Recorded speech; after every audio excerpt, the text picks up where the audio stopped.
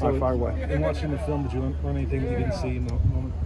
No, it's just, there was a couple things in terms of they did a good job on the fly sweeps. Chase, they got him into good plays off of that.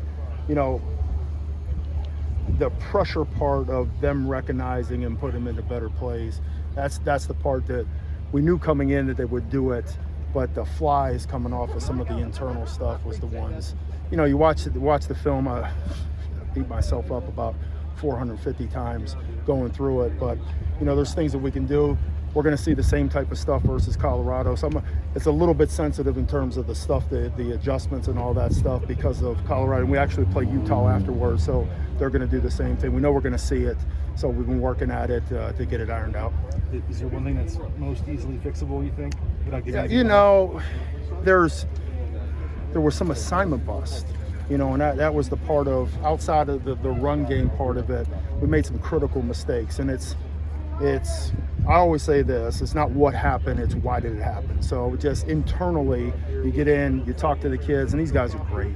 And you take ownership like I have with them and I will with everybody else, but you want to find out some of the whys. There some day one install stuff that we bust, we cut some guys loose.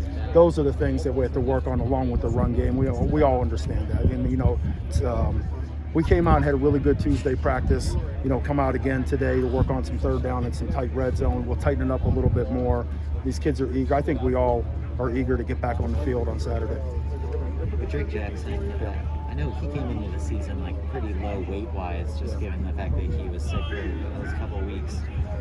Has that affected him at all? I don't think so. He's a really, really powerful guy. It's just, for whatever reason, through the course of games, he's got some nagging injuries, and he's been chipped up a little bit. So, we're being mindful. That's the one thing that I always want to do, because I know these guys will go out and do anything we ask them to do. And it's almost being protective of them. And I know when he's hurt, and I know when he's banged up. There's a big difference. And I'm going to step in and make sure that, that he's protected when I know that he's vulnerable, because he's doing things that his body can't do at that moment. So it's just, unfortunately, he's dealing with a couple things here and there that he's really grinding through.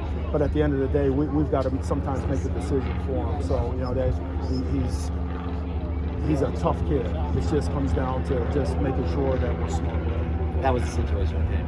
Yeah, that was, absolutely.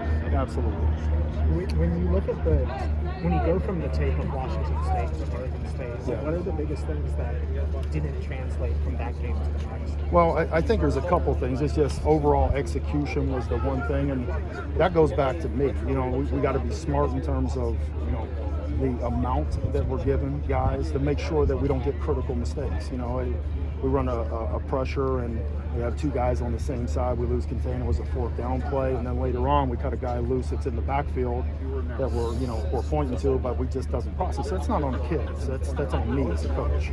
So what we have to do is internally, just like I've been doing, beat myself up for the last 3 or 4 days, and just trying to iron out what are the things we're going to get really, really good at.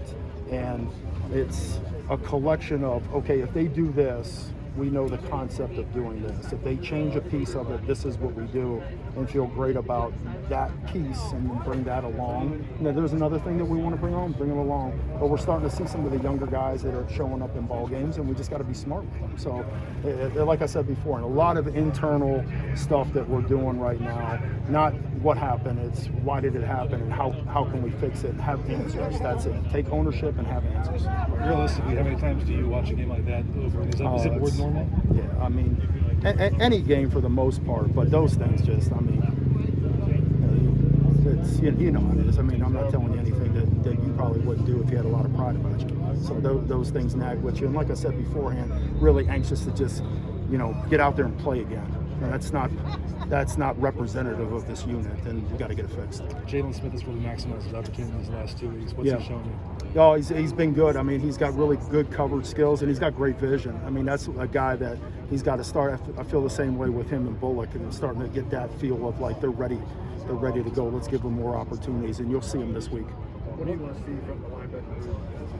Well, it's probably everything in general, just rock steady, being stout at the point of attack, and then making some plays in the pass game and the space game. That's the biggest thing. You know, ball gets out in the perimeter, we've got to show up, run in the alley. It can't be just a single safety back there. It's got to be a collection of guys. So that's where I really want to see those guys show up, is some of the stuff that runs out to the perimeter of us not just being A-gap backers and being able to fly out in the perimeter and be able to be another number for those guys to get the ball on the ground. Let's do one more. You've seen Carolina Mangala get some extra opportunities Yeah. this week. Is that something he does well, and maybe that's a skill set that you want? Yeah, absolutely. I think that's a guy that continues to get better. He's an athlete. He can run.